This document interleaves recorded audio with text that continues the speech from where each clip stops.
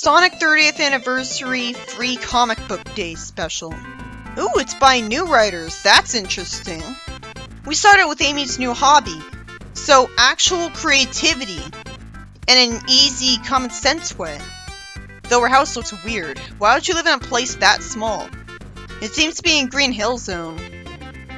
Also, since she's classic Amy, how could she afford a house of her own at her age? Logic would dictate that she'd have parents raising her, or an aunt or something, and it'd be interesting to see them.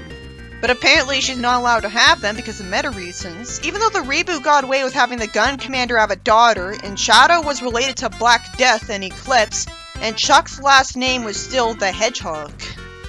I'm forced to assume that she's got rich parents who live abroad and pay the house's taxes and pay for her groceries.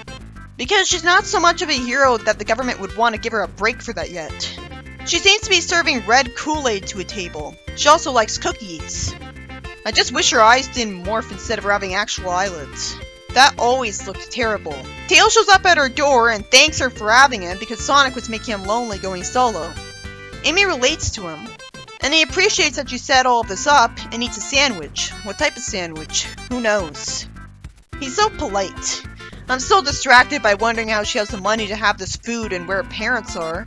But at least the story's about characters being nice to each other. This might be the first time we've seen just Tails and Amy together with a real bond as friends, showing what they do alone together. And in the classic era, at least other than the library arc by Penders. Tails says Sonic's patrolling around because he gets stir crazy if he stays still for a while. I can't help but think that Sonic doing nothing but running when he's bored sounds really boring though. Like, how can that just be it? I preferred it in Sonic Boom where he had a whole bunch of different things he would do with his friends, like play beach volleyball. It made him way more relatable than, oh, he just runs, that's it. Why wouldn't he get bored of that? Tails says that one time he and Sonic were out looking for Eggman's new secret base, so they decided to hide out, wait for a group of badniks to show up, and see where they went, which meant staying quiet and still. But of course, the moment Sonic saw the robots, he destroyed them. Granted, that was a force of habit on his part, so it makes sense, but how dumb of Sonic. I guess he didn't trust Tails not to get kidnapped by them, so that's the reason he went with them. But Tails would be better off doing that on his own, flying after them, so that they wouldn't be able to go after him. Then when Tails catches Amy taking notes on Sonic, he uncharacteristically accused her of working for Eggman. To be fair, since they're both so young, I guess we're supposed to assume he barely spent any time with her so far. And it could be possible that either her being kidnapped by Metal Sonic was just a ruse, or it was a Breezy in the reboot situation and she was a spy. But if that was true, that'd be taking a risk with a main Sonic character, reinterpreting them to keep things fresh, and only a fan comic's allowed to do that, as you'll see. I'm glad Amy's not a spy and has a diary instead, but an alternate universe Amy being a spy would have been fascinating.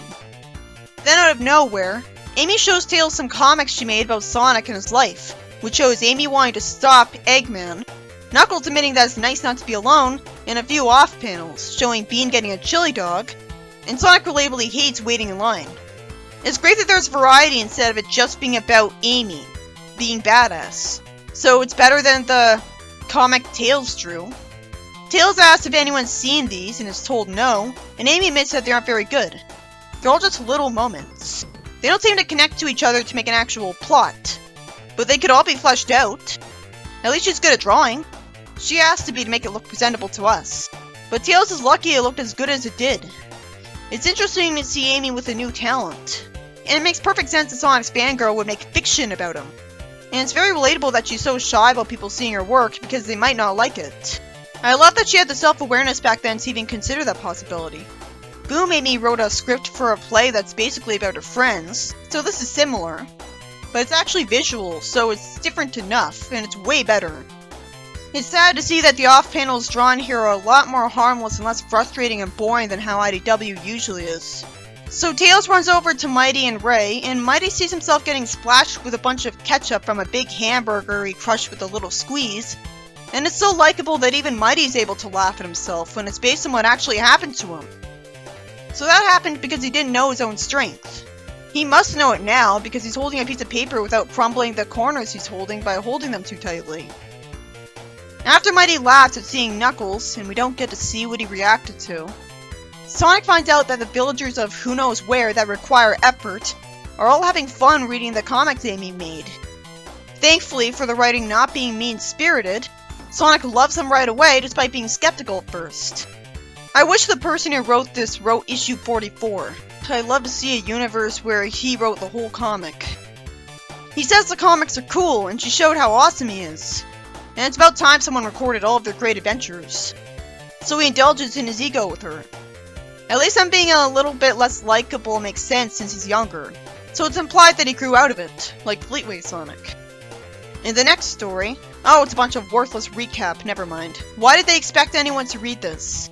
The credits shouldn't say that it's a story by someone then. At least the final few pages tell me that this was released before the Bad Guys arc in the 30th anniversary special. This story by Gail Gilligan wasn't too bad, actually. It makes perfect sense that Amy's hobby would be making humorous little Sonic comics. And everyone liked them because they were short little moments rather than dragging on forever and having a lot of drama. Everyone in the story was sweet and relatable, especially Tails and Amy. We got to see them eating at her house and bonding together for once. But seeing Amy at her house immediately made me wonder why she was able to live on her own when she doesn't seem to have a job, or people living with her to pay the mortgage. And that's all the more glaring since she's as young as classic Amy. She wasn't that much younger than Cream back then. There's a recent fanfiction imagines Tails is living with Sonic. And Amy had her own house in Sonic Battle, but she was older and a known hero by then. So it refused to fill in the plot hole.